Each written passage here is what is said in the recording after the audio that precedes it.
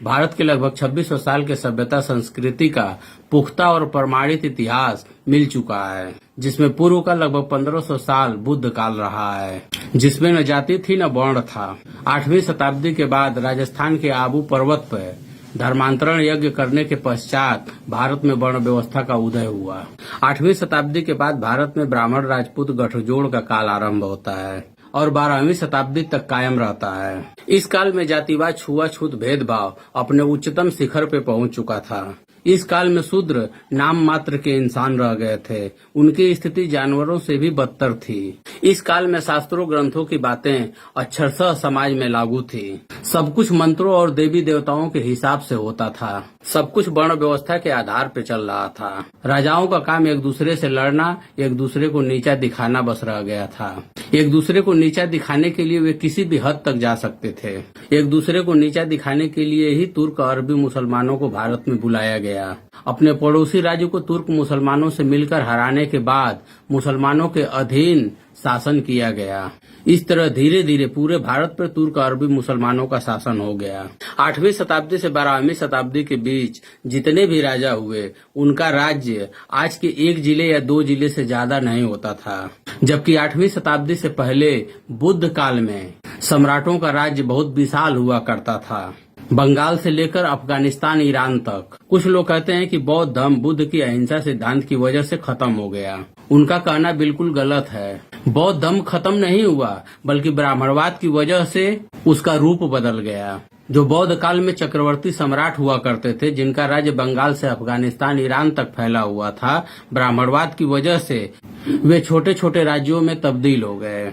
इन छोटे छोटे राजाओं को ब्राह्मणवाद ने अपने फायदे के लिए खूब लड़ाया। जो लोग कहते हैं कि भारत से बौद्ध धर्म खत्म हो गया, उनको बताना चाहता हूं कि भारत में आज भी बुद्ध की ही पूजा होती है। यकीन नहीं होता है तो काल्पनिक ग्रंथों, साहित्यों को साइड रखकर मंदिरों, मूर्तियों का इतिहास भारतीय पुरातत्व विभाग में खोजो।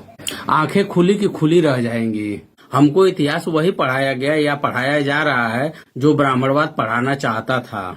ब्राह्मणवाद इतना झूठ लिख चुका है, पढ़ा चुका है, जिसको छुपाना उसकी मजबूरी है। इनके मंत्रों और इनकी देवी देवताओं की ताकत सिर्फ यहाँ के मूल निवासियों पे काम करती थी। 12वीं शताब्दी के बाद तुर्क अरबी मुसलमानों ने इनके पाखंडियों की धज्जियां उड़ाते हुए पूरे भारत पे शासन कर लिया। उसके बाद मुगलों और अंग्रेजों ने वे विदेशी आक्रमणकारियों के तलवे चाटते रहे, लेकिन वर्ण व्यवस्था पे आंच नहीं आने दिए। भारत को 3 बार गुलाम बनाने में ब्राह्मणवादियों की वर्ण व्यवस्था जिम्मेदार है और उनकी विषमतावादी सोच आज भी इस काल्पनिक वर्ण व्यवस्था को बनाए रखने के लिए ये पाखंडी एड़ी चोटी एक किए हुए हैं। वर्ण व्यवस्था को भगवान का बनाया हुआ बताकर ये जनता को हमेशा गुमराह करते आए हैं।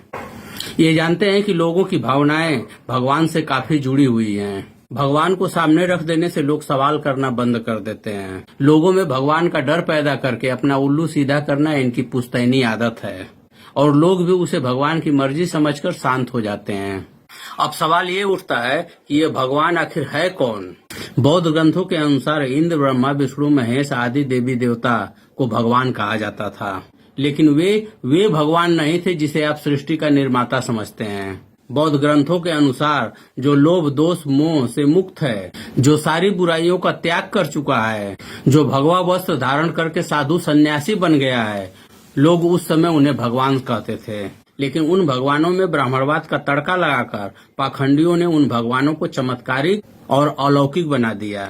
इनके बारे में तमाम काल्पनिक कथा कहानियां लिखकर, उनके ऊपर दुकान खोलकर, अपने झूठ का प्रचार करके इन भगवानों के असली इतिहास को ही मिटा दिया। धन्य हैं वे अंग्रेज जो भारत के असली इतिहास बुद्ध को जमीन से बाहर निकाला। वही सच आज जैसे जैसे जनता के बीच में आ रहा है, इन पाखंडियों और अंधभक्तों की आस्था आहत होने लग रही है। पाखंडियों द्वारा आस्था आहत गैंग तैयार किया जा रहा है। उसी गैंग के माध्यम से गाली देकर, धमकी देकर, कभी कभी तो जान से मारकर लोगों को चुप कराने की कोशिश की जा रही है। पाखंडियों और मुख पुत्रों से तो मुझे कुछ नहीं कहना है, लेकिन अंधभक्तों से 2 बात कहना जरूर चाहूंगा।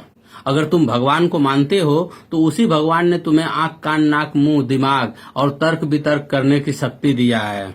उसका प्रयोग करो और खुद से सवाल करो कि क्या कोई पुरुष मुख, भुजा, पेट, पैर से इंसान पैदा कर सकता है? क्या कोई सूर्य को फल समझकर निगल सकता है? मैल पसीने खीर से, फल से, मेढकी हिरनी से, घी से कोई इंसान पैदा हो सकता है? ऐसी बहुत सारी बातें हैं जो न पहले कभी संभव थी, न आज संभव है, न कभी संभव होंगी। जो तुमसे मनवाया जाता है उसको सच साबित करने के लिए तमाम बेमतलब के उदाहरण दिए जाते हैं, जिसका सच से दूर दूर तक कोई नाता नहीं होता है। कुछ लोग सोच रहे होंगे कि वे भगवान थे, कुछ भी कर सकते हैं। तो मैं चैलेंज करता हूं कि इस देश में लाखों पाखंडी हैं, सब मिलकर देश के लिए नहीं, समाज के लिए नहीं, महाज्ञानी, प्रकांड विद्वान, सत्पुरुष, चारों वेदों के ज्ञाता भद्राचार्य जी महाराज जी की आंखें ठीक कर दें, जो हमेशा देवी देवताओं के करीब रहते हैं। मैं समझता हूं कि उनसे बड़ा धार्मिक इस धरती पे दूसरा कोई नहीं होगा। जिस दिन ऐसा हो गया उस दिन सभी अधर्मियों का मुंह बंद हो जाएगा, भगवान के अस्तित्व पर सवाल उठने बंद हो जाएंगे, वर्ण व्यवस्था पे कोई उंगली नहीं उठा सकता, धर्म की रक्षा के लिए गिड़गिड़ाना नहीं पड़ेगा, धर्म की रक्षा स्वयं हो जाएगी। इन्हीं सब बातों के साथ मैं अपनी बात को खत्म करता हूँ। मिलते हैं अगले वीडियो में, तब तक के लिए जय भीम, जय जोहार, जय संविधान, जय विज्ञान।